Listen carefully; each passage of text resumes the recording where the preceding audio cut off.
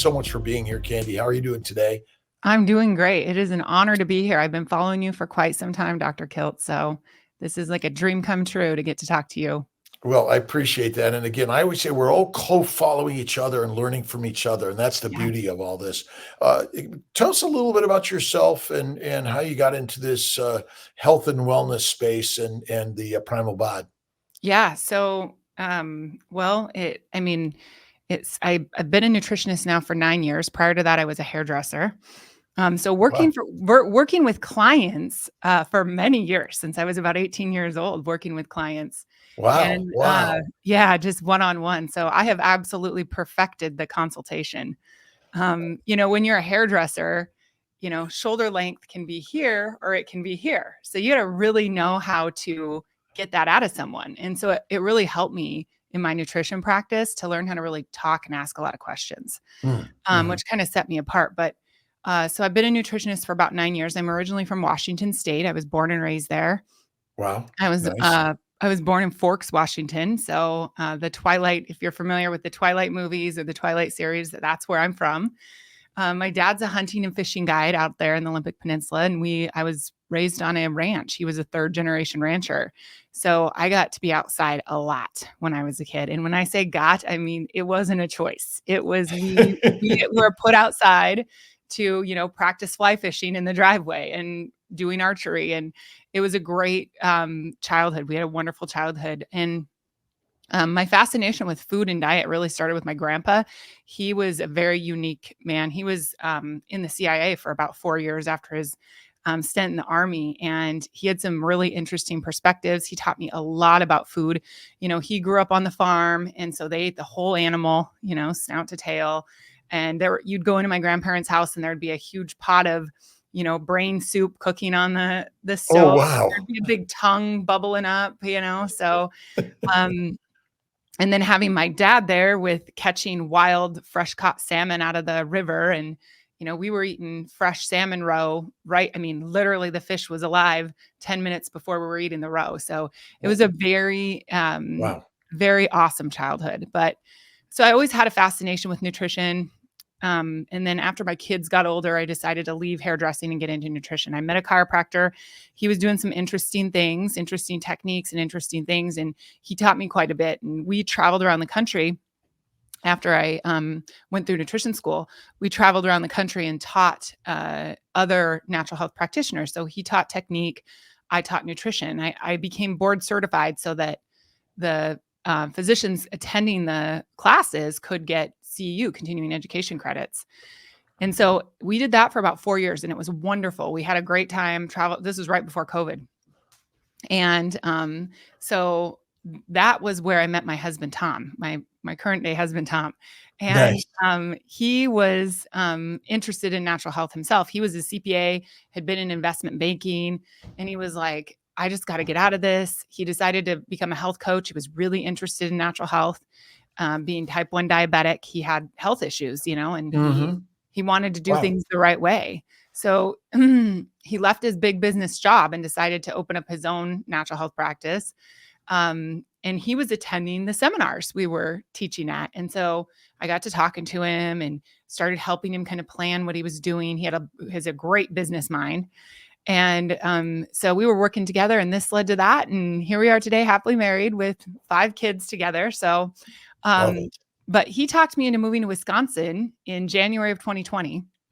So I left my practice in Washington, moved to Wisconsin, and I opened up my practice, and it was like, whoa, here I am. I know no one, I hadn't left Washington State. I mean, I've left Washington State, but I had never lived anywhere else.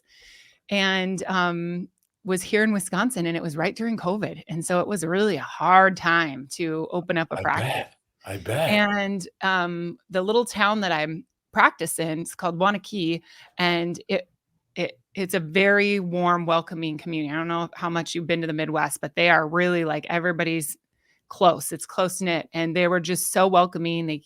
They came in and welcomed me in, and then I started getting busy. People started coming in to see me, and before I knew it, I was packed. I was pretty scheduled tight, and I was working with all these people. Well, the majority of my clients have always been women. They always come in and they're kind of the health center of the family. I think women really are the directors that way. So they were coming in and, I have this little intake form in my office and it says, what are your top 3 health challenges you want to work on? Mhm. And with every woman, it was weight loss. They all wanted weight loss. And I was at the time, I was like, I don't know anything about weight loss. At the time in my practice, I was doing an acupressure testing technique. I was working with herbs and homeopathy, and I was doing some supplements. And then I was making advice on, what kind of food they should be eating. And the advice was always, eat whole organic foods, eat a moderate amount of carbs, eat, good, healthy grass-fed protein or wild caught fish, and eat healthy fats. And that was the advice because that's what I learned in nutrition school. And so I would tell them just to eat that. And I would, test them in my practice. I'd make suggestions on herbs and supplements and they'd be on their way. And people felt better. They did. They'd come back and they'd say, oh, this is gone now. This is gone. This is gone. And that's how I grew my practice, was just word of mouth and people feeling better. But the weight loss thing was just terrible because I couldn't help anybody lose weight. Like, I'm a nutritionist, board certified, and I didn't know what to do for weight loss. I had been unsuccessful with weight loss my entire life. Like, I had tried everything. I had tried keto. I was carnivore, for several months. I mean, a year, I think, but I did the Atkins diet, but I basically just ate meat and eggs and lots of fat. And I felt great while I was doing it, but I didn't lose the weight. And I'd lose like 6 pounds, that initial Mhm. water weight, and then it just plateau. And did keto for a long time. I was vegan for 7 years. Almost killed myself on the vegan diet. It was terrible. So I tried everything, counting calories. I did a 23-day water fast one time, detoxing, heavy metal, sauna, all the BS. I had any supplement I wanted, practitioner grade supplement I wanted at my fingertips. Okay. So I could do any of it. Wow. And Right. I tried it all and nothing worked. So I kind of gave up. I was like, man, I'm just going to be the girl that's the herbalist and does homeopathy and helps people to just make better choices. Because in the Midwest, if you get someone eating whole foods rather than out of the Quick Trip gas station, you're doing better, right? Right, So right, that's right. kind of where I was. I'd thrown in the towel. Well, at the time, I'm a good cook, and I was cooking for my husband, my new partner, and he's type 1 diabetic. And so I was cooking him all this food that I had always ate. And, since I was a nutritionist, and his blood sugar was a disaster. There was times where we would have to give him a glucagon shot to get his blood sugar up because he gave himself too much insulin. Or we'd have to get up in the middle of the night and I'd have to watch him on the Peloton bike, cycling his little heart out, trying to get his blood sugar down because it was stuck. And so it was horrible. I was scared. I was like, I'd worked with people with type 2 diabetes before, but never type 1. And so I was just, at a loss. And I looked at him and I said, honey, I said, we got to do something about this. Now, he was diagnosed when he was 15. So he was Mhm, really mhm. used to the ups and downs of diabetes. And I said, we got to do something we got to stabilize your blood sugar. This is horrible. Like, you're worrying about it constantly. And I'm worried about it. And so I said, what do you need to do? And he said, well, I do best when I eat just meat and vegetables. And I said, okay. So I said, that's what we're going to do. And I knew sugar handling, so we started eating just meat and vegetables. And so I started watching what his blood sugar was doing and paying really close attention and how his insulin reacted in his body. And I started watching, the time of day. And I started watching when he ate fat and protein and how much fat he ate with the protein and how much he moved. And all of that gave me a like a map, almost like Mhm. an idea of what was happening in his body and how the insulin was working. And so I was like, this is weird. So I kept dialing it in until finally we got his blood sugar stable. It was between 100 and 120. So, for type 1s, that's pretty good. Is he doing a continuous monitor Yes. also? Yes. Was he on an insulin pump? Yes. Okay. Okay. Correct. And did he just use the pump or did he add any added, sub-Q insulin also? Nope. He doesn't do sub-Q. He can bolus himself. So he does add in insulin when he takes more than what is in his normal routine, takes more Right. carbohydrate that's in his normal routine. But the pump's great. And he was satisfied with just having the pump because prior to the pump, I mean, you know what it was like. It was always, you know, testing his blood sugar, giving himself insulin. So it was a nightmare, but now he has it easy, he says. But I wanted to make it even easier. I wanted his A1C to be low. I wanted him to be pretty much non-diabetic. And I knew that was possible. And so I said, so I started playing around with the fat and protein ratios and when he would eat in specific times of days and the vegetables that made his blood sugar go up and didn't, and started watching. And finally we got it stable. It took me about a month to put it all Wow. together. And as I'm learning this, Dr. Kiltz, I'm like, my mind's kind of blown. I'm like, okay, I got to learn a little bit about insulin. Like I need to know this better. This is my husband. He's my everything. And so I'm kind of studying more into insulin, and it was wonderful. I was so happy we got him to that point. But the big shocker was when I stood on the scale and I had lost 13 pounds in a month doing exactly what I was telling him to do to get his blood sugar stable. And so I stepped back and I went, whoa, what is this? And I knew insulin was a fat storing hormone. I knew that, but I didn't really know. And so I stepped back and I went, okay, this is kind of cool. Like I feel really good. And I made some really big changes that were easy to make, but they weren't what everybody else was doing. And I was like, okay, I'm onto something here. So I go into my office frantically because I have hundreds of women I'm working with on other stuff. And I'm booked solid in 20-minute intervals. So I'm like, okay, ladies, Wow. I'm like, Nonstop. yeah, I was busy. And I was like, okay, ladies, this is what we're going to do. And so I'm telling them in my office, I'm like, you got to eat this way, do this, do this, do this. And I'm telling them what I did. And they're coming back to me a month later and they're down 20 pounds, 30 pounds. And I'm like, okay, I'm onto something here. And so I start researching, I start looking into things, and I dive in and I find, some other doctors, and I'm like, okay. And they're talking about insulin and, Ben Bickman and Jack Cruz and the light environment. And I'm like really diving into it. I found you. And I'm like, okay, there's something with this here. And I start diving in deeper, and it all kind of fell together. So my first group I started was called Sugar Free Warriors. It grew to 500 people overnight. And it was the Oh, original Primal Bod. yeah, And yeah. we just started with no sugar and cutting back on the carbs. And I kind of baby stepped it with them, but they all lost weight. They all felt great. And so I said, okay, this is good. And I looked at my husband and I said, now I need to talk to every woman in the world. And he was like, okay, honey, we can do it.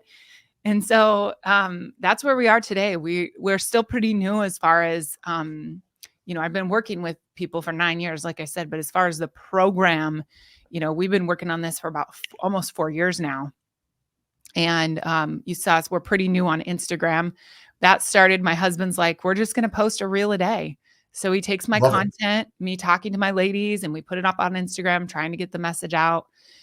But ultimately, I had to learn about insulin before I could help myself. And then as a person that likes to help others, now I feel it my duty to share my message. So what is the secret in that This- message that's yeah. resonating different today with you than it was before? So the secret is for me is that meat breaks down to glucose. And I didn't really understand that prior. I didn't understand it until I had a type 1 diabetic who ate a ribeye and his blood sugar went up to 350 after he ate the ribeye. And I went, huh, that's interesting. And then it stayed locked in, because ribeye is pretty fatty. And so I went, that's really interesting. So I started watching how fattier meats will keep your blood sugar locked in longer, which means you produce more insulin, which means it's harder to break into ketosis. And so I started kind of playing around with the best times to eat that kind of meat, and the best times to be in ketosis, and the best times to fast. And what I've learned is that, women especially, we are really in tune to our environment. We really sense everything, and we are fat storing machines. We Mhm. love to store fat because we got to grow the baby's brain, Right right? on. Are you Right on. familiar with that Stephen Cunnane book, The Survival of the Fattest? Yes. Love it. I love it. So, in there, he talks about women hold their DHA in their butt and their thighs. Like we need Mhm. that DHA to make that baby's brain. So even childbearing women, but then you get the women that are through menopause, and their metabolic function is slower because their juices are drying up. As you know, I have to explain nothing to you. You probably would be better explaining it to me, but as they go through menopause and they have more insulin resistance built up, it's harder for them. They can do longer fasting. For women I found that are in their childbearing years, we really like to hold on to our fat. It's really important to us because fat is the protection. It's our protective organ. Actually, it's the building block of a Yeah. baby. Yes. So I find it interesting because we've kind of maligned adipose tissue and fat. Yeah. But is it possibly that adipose tissue and fat is the most important organ system of our body and nothing else? I have a video in my program, Dr. Kiltz, that is labeled "Fat is the diamond of your body." It is the most precious material of your body. So yeah, I 100%. I mean, I know that deep in my core. So what do you think was that little switch that helped those women that enabled them to lose that weight in such a quick amount of time where before it wasn't happening? Yeah. So I think that, of course, anytime you lower your carbs and you're able to get into ketosis, that's always better for cellular health. So they're able to burn fat now. They're fat burners. But ultimately, the times that they were eating, so they weren't working with insulin. What I've learned is insulin is a circadian hormone. It is most sensitive in the morning. Yeah. And so if you're loading up on food and you're making insulin work deep into the later day hours, then you're just going to have insulin in your system all the time. You're going to be less insulin sensitive and you're going to not be able to break into those fat stores because insulin's gatekeeping the fat like it should. Like it should. That's how it's designed to be. Insulin is one of the most important hormones in our body, and its job is to make fat. Yes. And if you can't make it and you don't eat it, you die. Yep. Absolutely. Absolutely. So tell us a little bit about maybe the timing of when they eat or what they eat when they eat. Tell us a little bit about what you found. So my promise in my program is that they can lose up to 20 pounds in 6 weeks. And, that's just you can do that. Not everybody does that, but the average amount can if you follow the steps in the program. And what I've learned is because my own metabolic damage that I created in my own body from years of yo-yo dieting and calorie restriction and all of that, I've found that women really need to be cradled. Their bodies need to be nurtured. So we spend the first 2 weeks in my program just doing that. We're just going to eat in, a 9 to 5 eating schedule, 9 to 6 eating schedule. You're going to eat 3 meals. They're going to be this many grams of protein for each meal. And that's it. That's all we do. We don't count calories. We just make sure we're getting enough protein in, and we can put fat on as much as we want. And so I nourish them through the first couple weeks, and then they get into week 3, which is where they start getting into ketosis. So that's what we call the burn phase. So they've made their switch, their hypoglycemia resolves, they have their blood sugar stables out. So they're not having those sugar cravings anymore. And so then once they get there and they start getting into ketosis, that's when we incorporate a 24-hour fast. So once a week in my program, we do a 24-hour fast where we eat a large breakfast and then we break. We don't eat for another 24 hours. And it's really just so that their bodies can clean up because, that 24-hour point, they can reach cellular autophagy and they can have that cleanup process every week where they can, they don't need to take supplements for that. Their body can do it on its own. So we do incorporate that. And then, intermittent fasting, I don't really like that word. I like more of eating windows because you eat all day, if you want to. We're awake during the day. So if you want to eat, you can eat. But the way the circadian hormones work, to my understanding, is that we're better eating earlier hours and saving the later hours for rest and relax time instead of eating. So, melatonin comes out at night when insulin goes away.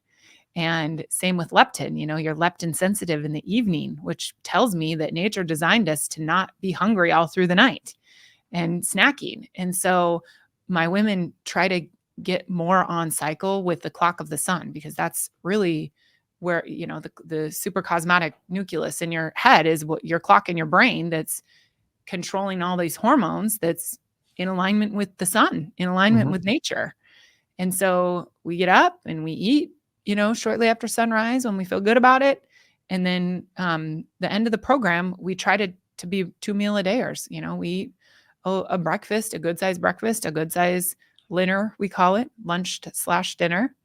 And then we're done for the day. Then we spend the day doing whatever we need to do, relaxing, enjoying our family, getting caught up on housework, whatever it looks like. And man, I've never had any woman complain. Hundreds of women through my program now, probably into thousands now, and nobody's ever complained about it. Tell us a little bit about the specific things you recommend in their nutrition, food-wise, where the vegetables come in, where the meat comes in, or any particular things that you recommend. So meat is really our fuel, and vegetables are just like a condiment. And that's really how I have them look at it. We follow a low oxalate diet, and I get them to, eat with the seasons. So I tell them in the wintertime, I'm pretty much carnivore. I don't eat a lot of vegetables. Now I will have a salad on occasion. I do like some leafy greens, but typically I don't eat a ton of vegetables. I'll eat some onions, maybe some tomato every once in a while. But I said, it's more of like a condiment, just herbs. We use a lot of herbs for cooking. But meat is the thing. That is the thing they're constantly tracking and putting in place. And I'll tell you, almost all my women come in and they have such huge protein deficiencies they don't even know. And no medical doctor would ever diagnose them with that. But once you give them the right amount of protein and they start building muscle and their hair starts growing and their nails start growing and their skin gets better, and they're like, wow, I was really deficient. The muscle tone is incredible that they get. And the same for me. Like, I don't work out. I've got pretty good muscle tone. I mean, you do too. And under the concept Primal Bod, is it the movement and the workout, or is it the focus on better quality food and timing that you're recommending? Yeah, the food and the timing. The movement is like 5% of it. Movement should be for fun. That's how I look at it. Like, we should just have fun with our movement. And so, the food is the biggest thing. So and I'll have Tom get you the slide, but in my discovery call, because I do discovery calls with women before they sign up, they can get on a call with me and hear what I have to say, hear my story. And they get on and I show them my before and after picture. So I have a before picture and it was my after picture for 75 hard. So before I started on all this and I discovered what I discovered and learned what I learned about insulin, I tried to do the 75 hard challenge. It was like my last effort, and 75 hard is you're doing an hour and a half workout a day and you're eating whatever diet you want. And, you drink a gallon of water and take a cold shower, 5-minute cold shower, whatever. So I did everything for 75 days. At the time I was eating like, sweet potatoes and quinoa and like vegetables and then meat. I was just eating what I was telling everybody else to eat. And after 75 days of working out for an hour and a half a day, so my first workout was P90X with Tony Horton. So I wasn't just like doing nothing. And then my second workout was either cycling or walking up hills or I was working hard. And after that challenge, I lost no weight. I lost no inches. The only thing that changed was I was exhausted. I had no energy. I just had exhausted myself. And I had gotten no muscle tone. I was still chubby. I still had cellulite. I had a roll of chub over my stomach that would not go away. I looked in the mirror. I looked no different from my before picture, because you're supposed to take a before and after picture. And then my after picture in this slide, I show a picture of me into the program, 3 years into the program. And at the time I had done nothing but walk. Maybe 3 or 4 times a week for 30 minutes a day. That's all I had done. That's all I had time for, because I was so busy in my practice and I didn't have time to do anything. And I was 133 pounds in that after picture. And I maintained my weight for 3 months and still maintain it to this day. I just got in a skiing accident, tore my ACL, and I Ooh. didn't gain any weight. I was on the couch for a month, didn't gain any weight. Not a pound. My body did not change. So the secret is our diet is the most important part of this whole picture of our health and wellness. Oh, 100% in my opinion. And 100%. and and exercise, and exercise is my fifth cause of inflammation and damage in our bodies, is that we over-exercise. Yes. And we're willy-nilly pretty much eating whatever we have around. We've been eating for years. Yeah. And tell us a little bit of your thoughts on the standard American diet and what we're doing wrong. Oh man, everything. I mean, I don't know what they're doing right. They're not doing anything right. I mean, it's really bad. And this is my thing I tell my women is, the reason I'm coming out here and doing all this, because it's not easy, as you know. This isn't easy work. It's fun because we're Yeah. passionate about it, but it's a lot of work.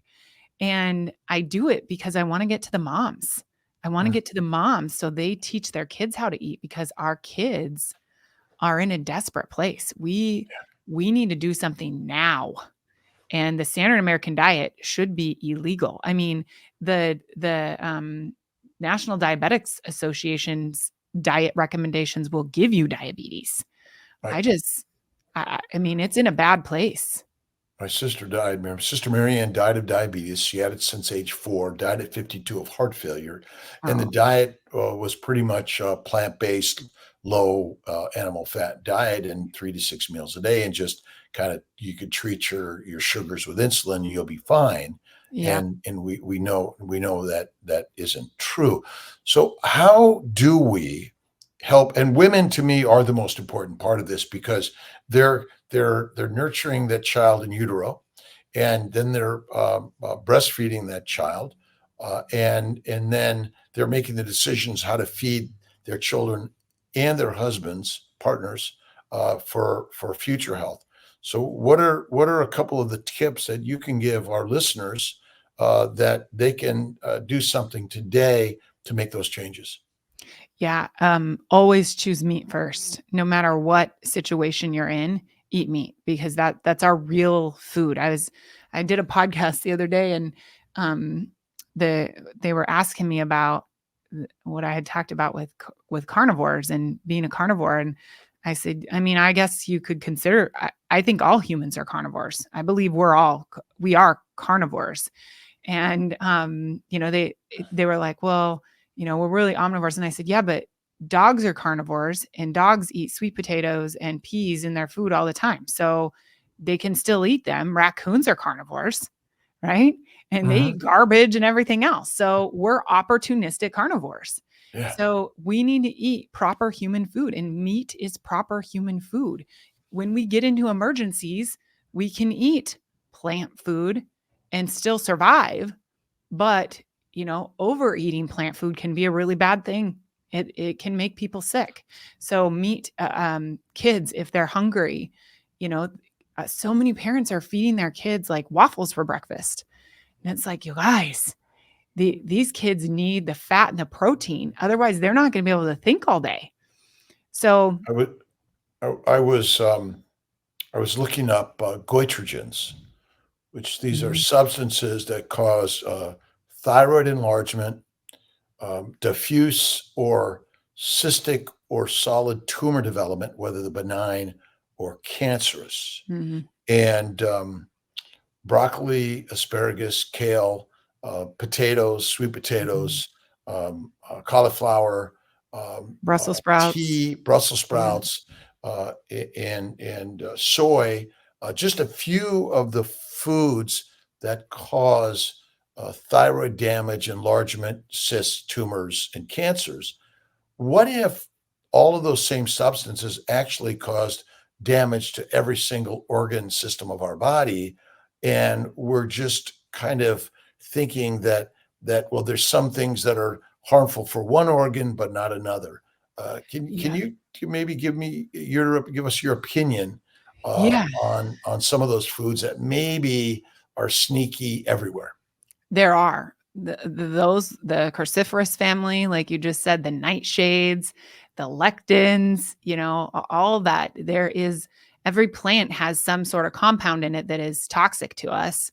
And, I believe that picking it during the right season and, that all can be helpful.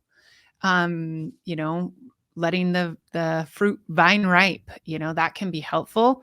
But at the same time, if you were to go back before we had any kind of seed manipulation, what would you really have eaten, right? I mean, it would have been really hard to eat those plant foods back then.